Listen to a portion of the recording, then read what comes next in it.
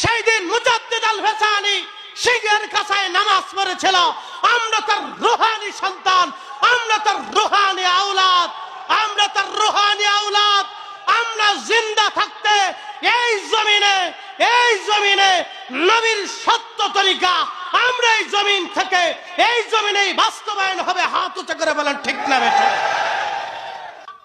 ভালো করে শুনে যান, তোমরা যারা আমাদেরকে বেদাতি বলো, তোমরা যারা আমাদেরকে মাজার পূজারি বলো, তোমরা যারা আমাদেরকে শিরকি বলো, তোমরা যারা আমাদেরকে বেদাতি বলো, তোমরা শুনে যাও, আমাদের এই সিলসিলার ইমাম, আমাদের এই মাসলাকের ইমাম, আমাদের এই মাসলাকের ইমাম মুজাদ্দিদ আল ভাসানী সিরহিন্দি মুঘল সাম্রাজ্যের অধিপতি সম্রাট আকবরের বিরুদ্ধে শির উঁচু করে মাথা উঁচু করে দাঁড়িয়ে বলেছিলেন, হে আকবর, তোমার এই নীতি, তোমার এই বানানো ধর্ম দ্বীন ইলাহি খোদার জমিনে বাস্তবায়ন হবে না, আল্লাহর জমিনে আল্লাহর দ্বীন প্রতিষ্ঠিত থাকবে।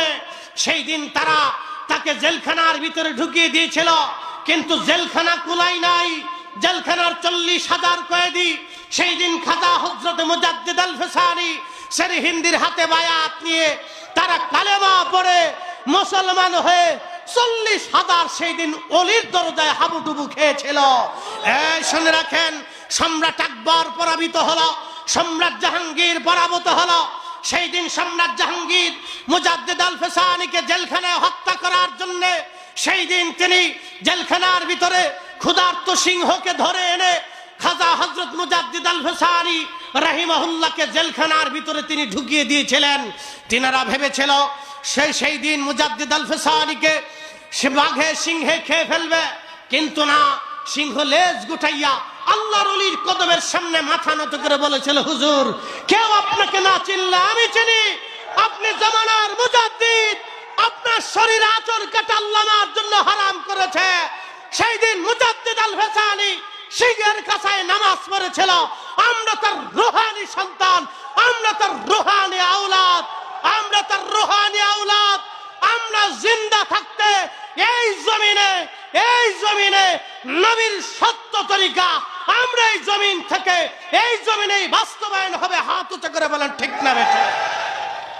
নারায়ে তাকবীর, নারায়ে রিসালাত, আহলে সুন্নাত ওয়াল জামাত জিন্দাবাদ, জিন্দাবাদ, মুর্শিদ চন্দ্রগঞ্জি জিন্দাবাদ, জিন্দাবাদ, চন্দ্রগঞ্জি এনায়তপুরি জিন্দাবাদ, জিন্দাবাদ, ফাতেমার বংশধর জিন্দাবাদ, জিন্দাবাদ, নারায়ে হায়দারি, ইয়া আমিন, নারায়ে হায়দারি, ইয়া আমিন, হযরত মাওলানা জহিরুল ইসলাম ফরিদী সাহেব। চলবে? হাত উঁচু করে বলেন চলবে? ভয় আছে? একসাথে বলেন ভয় আছে? হাত বাড়ায় বলেন ভয় আছে? কোনো ভয় আমাদের নাই, কথা বলেন ঠিক কিনা? বলে কেন অভয় দিছে কে? আরশে ওয়ালা, জমিন ওয়ালা, আসমান ওয়ালা,